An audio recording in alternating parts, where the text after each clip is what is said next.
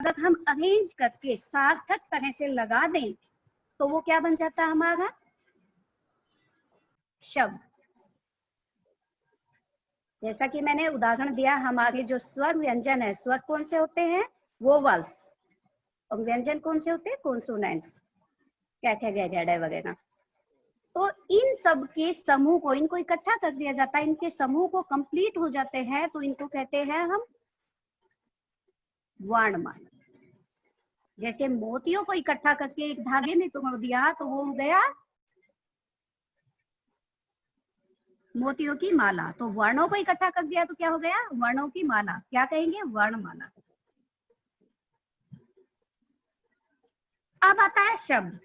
इन्हीं वर्णों को हम व्यवस्थित करके जब लगा देते हैं तो वो बन जाता है, क्या बन जाता है, शब्द।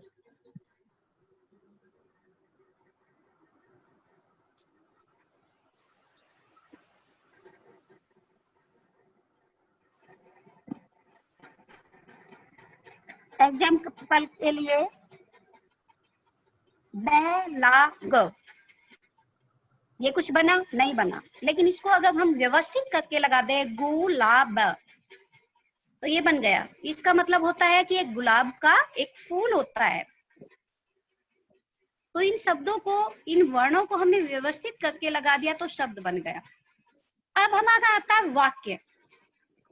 वाक्य किसे कहते हैं, इन्हीं शब्दों को अगर हम व्यवस्थित करके लगा देते हैं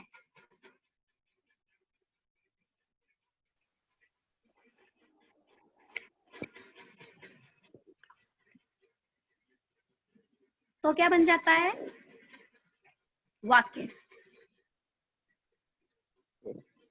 शब्दों के समूह को हम वाक्य कहते हैं। क्या ये हमारी डेफिनेशन सही है, आपको पहले भी बताई थी?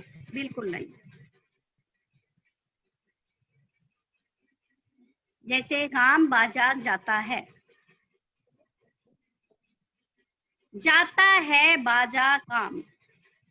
बेटा मैंने जैसे पहले ही बताया था कि शब्दों के समूह को वाक्य कहते हैं, लेकिन शब्दों का समूह तो ये भी हो गया,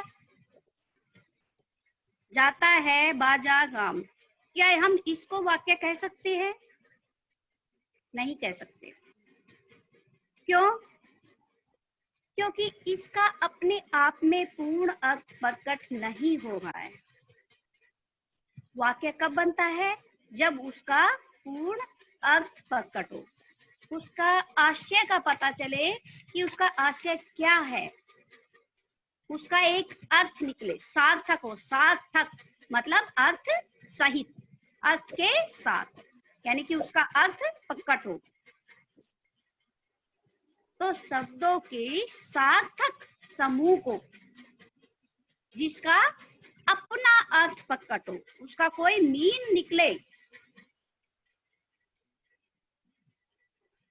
और वो कब पॉसिबल है, जब हम व्यवस्थित करेंगे उसको, जहां जिसका स्थान है वहां पर लगाएंगे।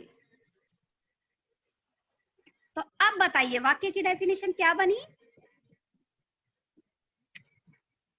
ऐसा सार्थक शब्द समूह जो व्यवस्थित हो तथा उसका अपना अर्थ प्रकट हो, उसका पूरा आशय प्रकट हो, उसको हम क्या कहेंगे, वाक्य।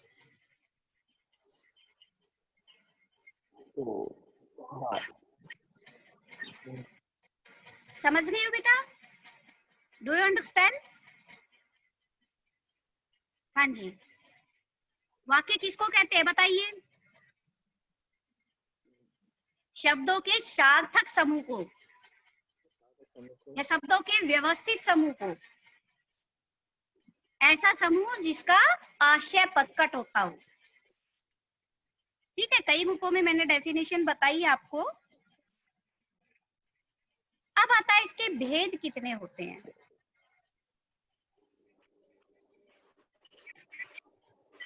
शब्दों के सार्थक समूह को जो व्यवस्थित हो, गुड, 4-5 बच्चे बढ़ गए।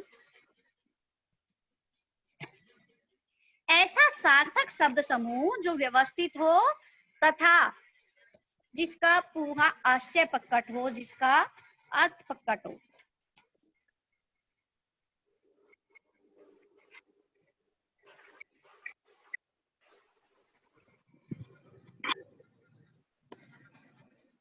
वाक्य के 3 भेद है। किसी को याद है? कोई बता पाएगा कौन कौन से?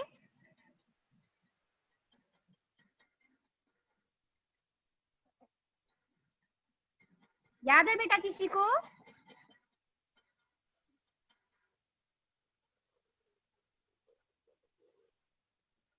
Not giving answer. हाँ जी, 3 भेद है बेटा, सरल वाक्य है, संयुक्त वाक्य है और मिश्र वाक्य।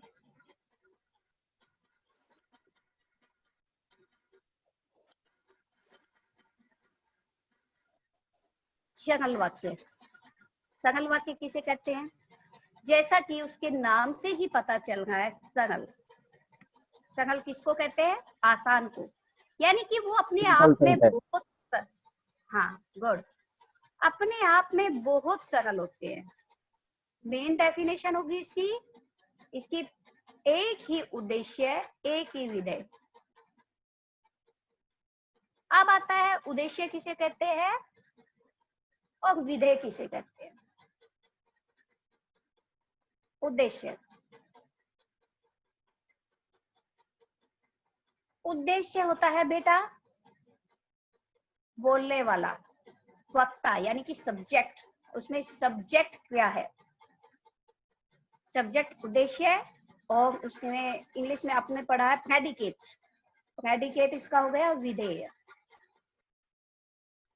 अर्थात जो सब्जेक्ट के बारे में, उद्देश्य के बारे में जो कहा जाए वो विधेय कहलाता है। जिसके बारे में कहा जाए, किसके बारे में कहा जा रहा है, बात किसके बारे में हो रही है, वो सब्जेक्ट हो गया, आपका उद्देश्य हो गया। कहने का मतलब ये है, सरल वाक्य में केवल एक उद्देश्य होगा, एक विधेय होगा और एक ही इसमें क्रिया काम करेगी, एक ही इसमें क्रिया होगी।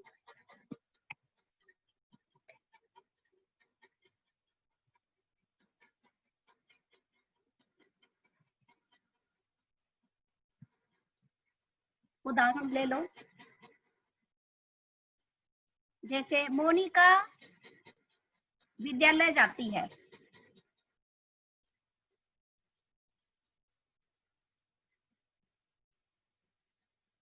इसमें क्रिया क्या है? विद्यालय जाना। क्रिया इसमें एक है, मोनिका इसमें एक है, ठीक है। मोनिका के बारे में कहा जा रहा है कि वह विद्यालय जाती है, तो इसमें उद्देश्य कौन है? मोनिका। विद्यालय जाती है क्या है? विधेय, यानी कि उद्देश्य के बारे में क्या कहा गया है कि वह विद्यालय जाती है, ठीक है। क्रिया है जाना, स्कूल जाना, विद्यालय जाना, तो इसमें एक ही उद्देश्य है, एक ही विधेय और एक ही क्रिया है।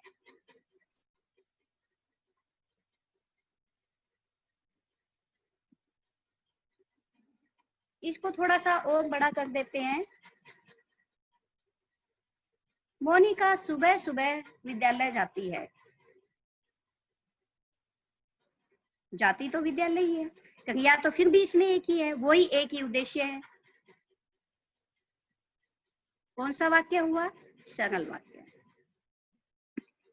मोनिका साइकिल से विद्यालय जाती है या बस से विद्यालय जाती है, तो भी इसमें उद्देश्य वो का वो है और क्रिया भी वो की वो है। भले ही हमने सेंटेंस थोड़ा बढ़ा दिया, लेकिन उद्देश्य एक ही है, इसमें क्रिया एक ही है।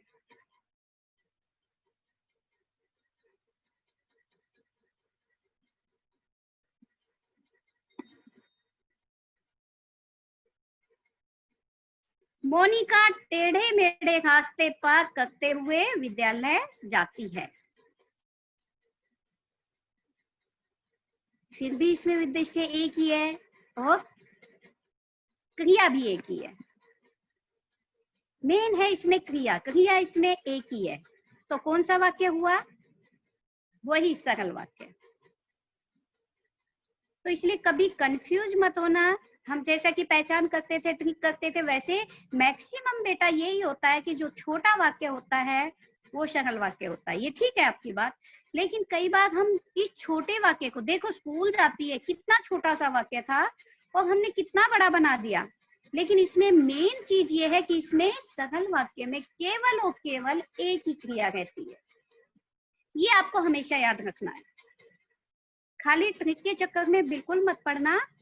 बस इतना याद रखना, सरल वाक्य में क्रिया एक ही होगी। वाक्य चाहे कितना भी बड़ा कर लेते हैं हम इसमें, लेकिन क्रिया एक ही होगी।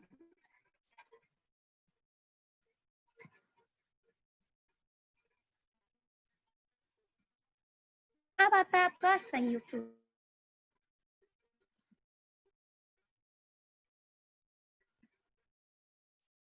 संयुक्त वाक्य किसे कहते हैं? जैसा इसका नाम है वैसी इसकी परिभाषा होगी। संयुक्त, संयुक्त मतलब जुड़ा हुआ।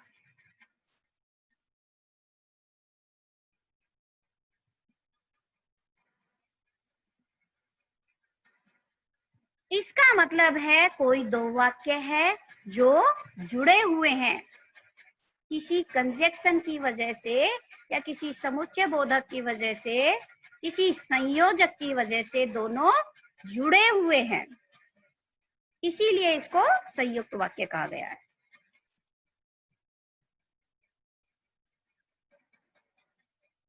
इसकी पूरी डेफिनेशन क्या हुई? यानी कि कोई दो वाक्य है और किसी कंजक्शन की वजह से, समुच्चय बोधक की वजह से या संयोजक की वजह से जुड़े हुए हैं। दो वाक्य है जिनका अपना स्वतंत्र अस्तित्व है, दोनों का अपने आप में पूर्ण अर्थ है, कोई किसी से कम नहीं है, दोनों की प्रधानता बराबर है, इक्वल है, ना कोई किसी से कम है ना कोई किसी से ज्यादा है, यानी कि दोनों की अपनी प्राथमिकता है।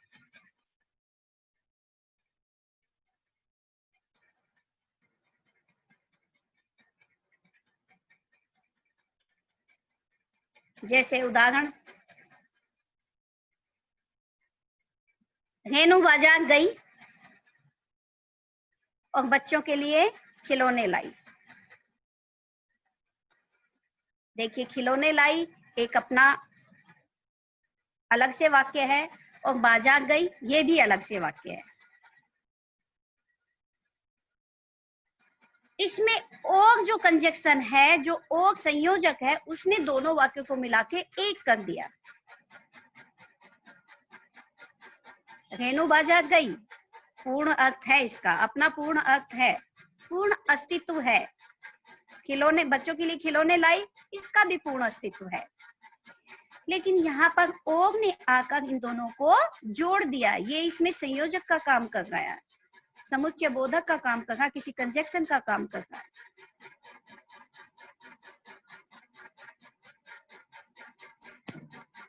एक और उदाहरण ले लीजिए, मोहन दिल्ली जाएगा और शीला यही रहेगी। शीला यहाँ रहेगी है पूर्ण अर्थ। मोहन बाजार जाए, मोहन दिल्ली जाएगा, सॉरी, कोई बात नहीं, बाजार जाए, दिल्ली जाए, चाहे बंबई जाए, मतलब तो वही है। हाँ, मतलब वही है कि दोनों का अपने आप में स्वतंत्र अस्तित्व है, दोनों की अपनी प्राथमिकता है, अपनी प्रधानता है, लेकिन किसी कंजक्शन ने उन दोनों को एक कर दिया। तो संयुक्त वाक्य की क्या डेफिनेशन बनी? इसमें कोई दो वाक्य जिनका अपना स्वतंत्र अस्तित्व हो और किसी समुच्चय बोधक से जुड़े हों, संयुक्त वाक्य कहलाते हैं। क्लियर? समझ रही हो बेटा? जी। गुड। इसमें और इसलिए, नहीं तो, किंतु, परंतु, अन्यथा, वरना, लेकिन, अगर, मगर, चाहे या न आदि समुच्चय बोधक मिलेंगे आपको। ठीक है, ये इनमें से कोई ना कोई समुच्चय बोधक इसमें संयोजक का काम करेगा, इसको जोड़ने का काम करेगा। जो दोनों अलग अलग स्वतंत्र वाक्य है उन दोनों को इनमें से कोई ना कोई एक समुच्चय बोधक उनको जोड़ेगा, वो संयुक्त वाक्य हो जाएगा। ठीक है,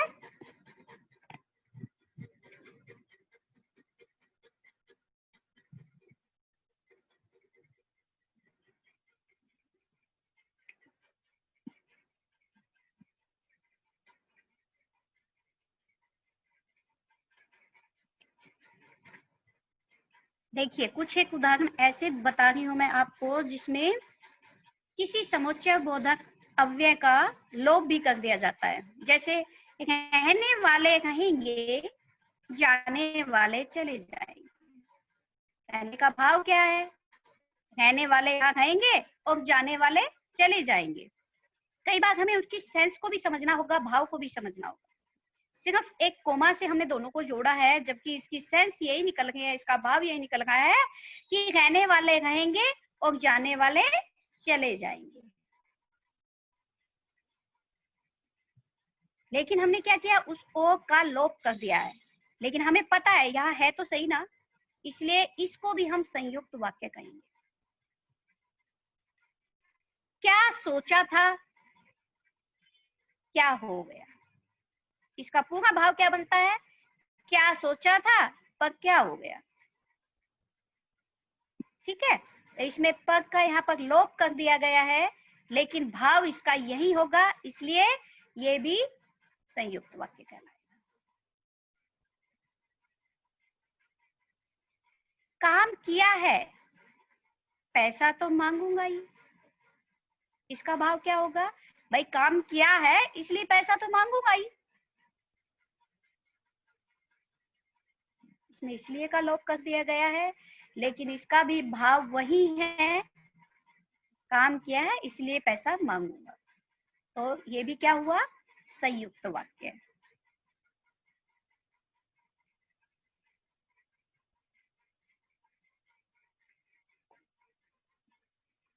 तीसरा भेद मिश्र। जैसा इसका नाम मिश्र, श्रेय को पकड़ लीजिए। मिश्र का मतलब है मिला हुआ। मिश्र का मतलब ही है मिला हुआ, मतलब इसमें अपना कोई अस्तित्व नहीं होगा।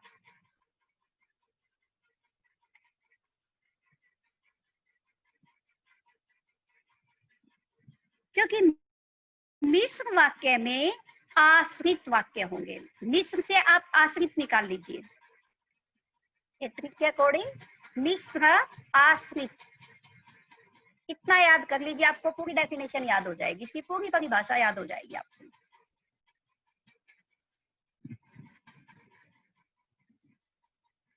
जहां मिश्र शब्द आता है तो आश्रित शब्द आएगा, मतलब इसमें इसका जो पूर्व पद होगा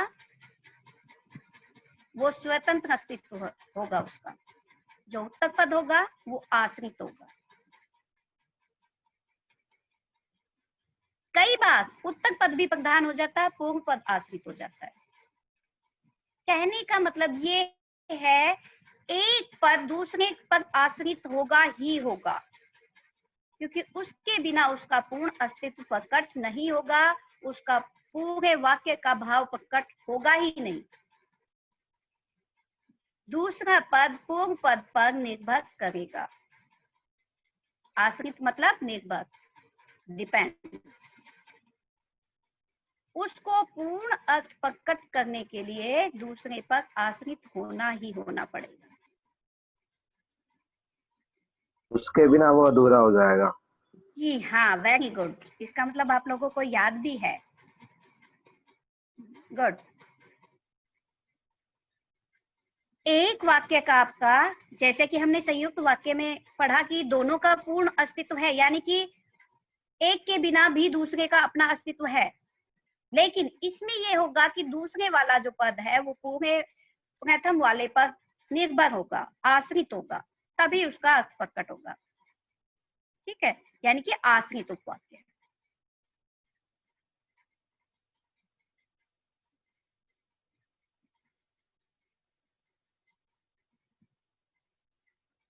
दो पद होंगे, सही, जैसा कि संयुक्त वाक्य में थे, दो ही पद होंगे इसमें भी। एक स्वतंत्र पद होगा, इसको आप कह सकते हो प्रधान उपवाक्य। एक प्रधान उपवाक्य होगा और दूसरा उसमें होगा आश्रित उपवाक्य। जिसकी प्रधानता होगी वो प्रधान उपवाक्य होगा, लेकिन जो दूसरा पद होगा, जो मतलब जिसका अपना अस्तित्व प्रकट नहीं होगा, जो निर्भर होगा पहले वाले के बिना, जिसका अपना प्रकट नहीं होगा, जो आश्रित होगा वो आश्रित उपवाक्य कहलाएगा।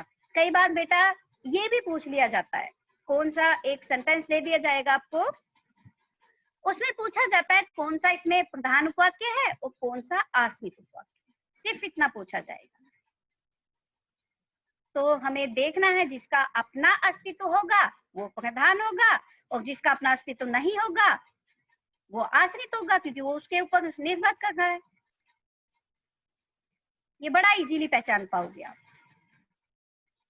देखिए एक उदाहरण भी दे रही हूं मैं आपको। मैं उस लड़की से मिला था जिसकी किताब खो गई थी। इसको ध्यान से समझिए एक बात। मैं उस लड़की से मिला था जिसकी किताब खो गई थी। थोड़ा ध्यान दीजिए और मुझे इसमें से बताइए कौन सा प्रधान है और कौन सा आश्रित है, क्योंकि संयुक्त वाक्य और सरल वाक्य को तो आप इजीली पहचान लोगे। इसको बताइए मुझे। इतना मैं बता देती हूँ क्योंकि मैं मिश्र वाक्य पढ़ा रही हूँ, तो ये जो वाक्य मैंने पूछा है मिश्र वाक्य का ही पूछा है, इसलिए आप मुझे बताइए कौन सा आश्रित है और कौन सा प्रधान है।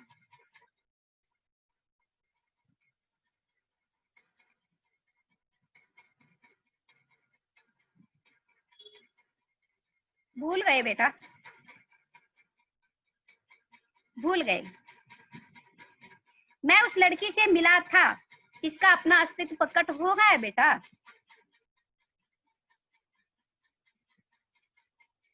जिसकी किताब खो गई थी, अगर इसको हम अलग से लिखते तो इसका तो स्वतंत्र अस्तित्व हो गया, इसका पूर्ण अर्थ हो गया, लेकिन जिसकी किताब खो गई थी उसका तो कुछ पता ही नहीं चल रहा, क्योंकि उसको पूरी तरह से उसमें मिलाए बिना उसका अर्थ प्रकट नहीं होगा। ठीक है, तो इसमें प्रधान उपवाक्य हो गया मैं उस लड़की से मिला था। आश्रित कौन सा हुआ? जिसकी किताब खो गई थी।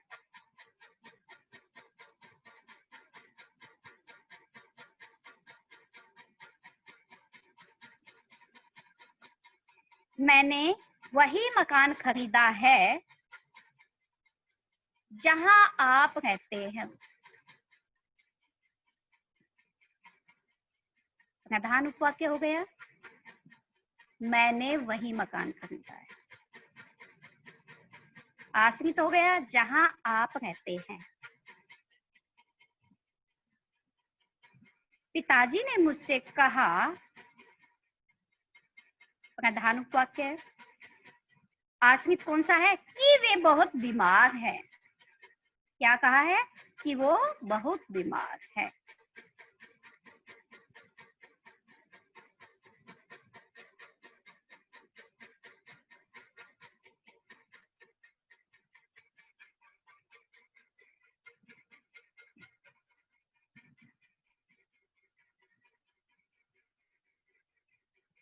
आश्रित उपवाक्य जरूरी नहीं, अभी मैंने 3 सेंटेंस आपको बताए जो तीनों में उत्तर पद में दिए मैंने।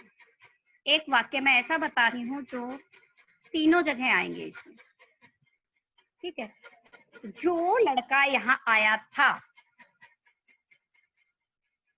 वह बहुत बीमार है।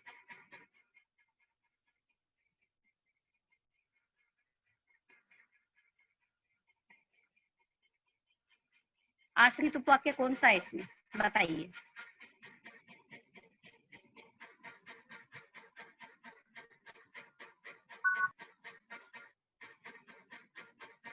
बता पाएगा कोई?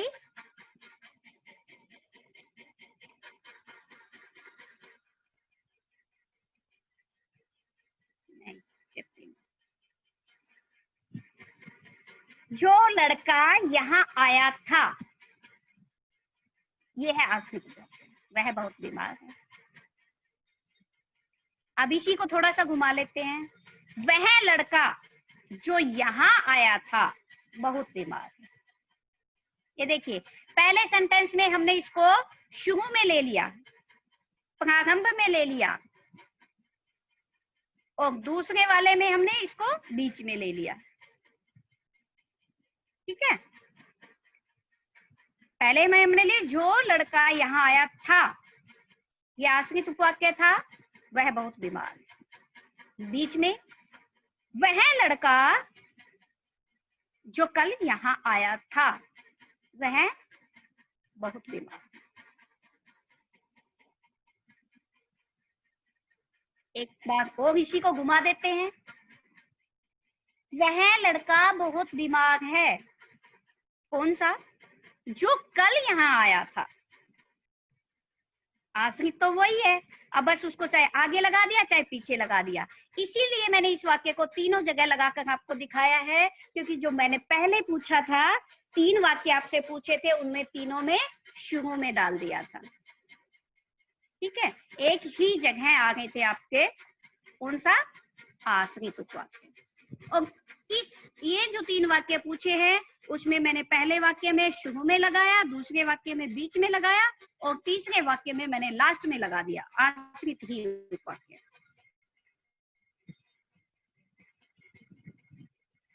समझे? चलिए एक बार दोबारा से देखिए जो नहीं समझ पाए हैं। देखिए, जो लड़का यहाँ आया था,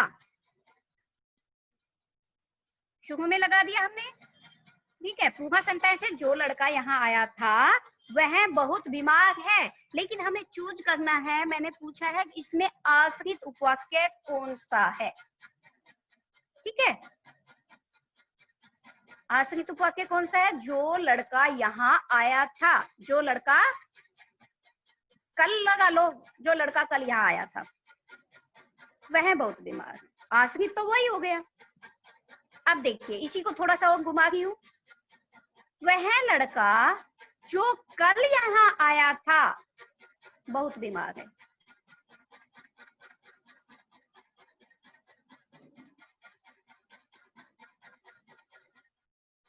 वह लड़का जो कल यहाँ आया था बहुत बीमार है। ठीक है, ये बीच में आपका आश्रित वाक्य मैंने बीच में डाल दिया आपका। अब देखिए, इसी को थोड़ा सा और घुमाते हैं। वह लड़का बहुत बीमार है। कौन सा? जो कल यहाँ आया था। वह लड़का बहुत बीमार है जो कल यहाँ आया था। ठीक है, अब अच्छी तरह से समझ गए होंगे। आश्रित उपवाक्य आपको देखना है, वो आश्रित ही होगा, निर्भर ही होगा। आगे आए, बीच में आए, चाहे लास्ट में आए, अंत में आए, लेकिन होगा आश्रित।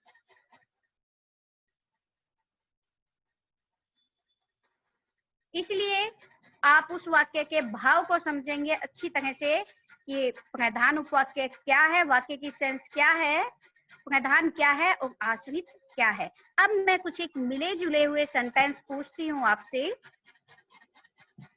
उदाहरण तो मुझे देखने ही होंगे, क्योंकि डेफिनेशन तो मुझे सब याद रहती है, इतने सारे उदाहरण याद नहीं रहते। तो मैं एक उदाहरण बोलती हूँ आपको।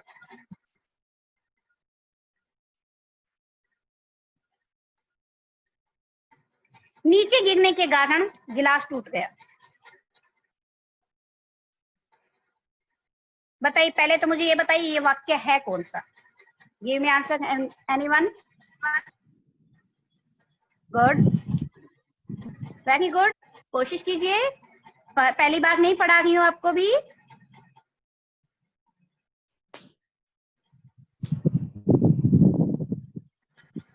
शाबाश। नीचे गिरने के कारण गिलास टूट गया।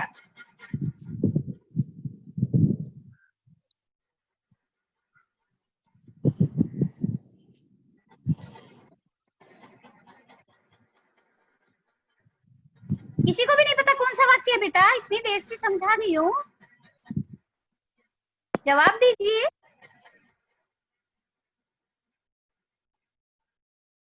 बच्चे भाग गए सारे। मोनिका जवाब दो बेटा।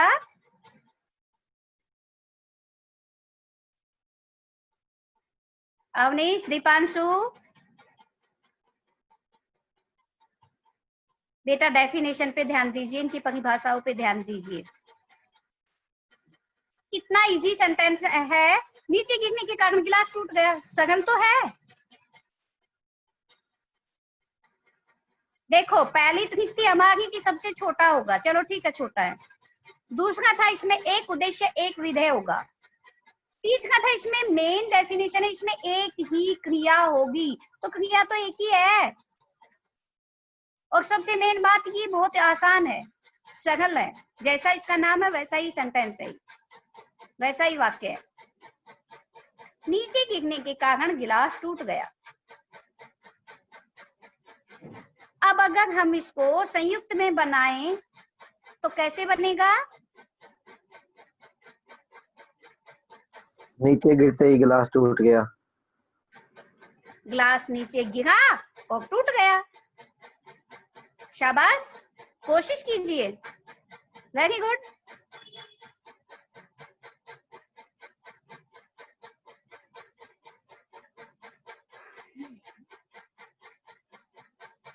सूर्योदय होते ही पक्षी चहचहाने लगे। सेम ही है, ये भी जैसा पहला था उसी टाइप का है। हाँ बताइए। सूर्योदय होते ही पक्षी चहचहाने लगे। मैम सरल वाक्य। वेरी गुड, वेरी गुड, शाबाश। अब इसी को हम संयुक्त में बनाएं तो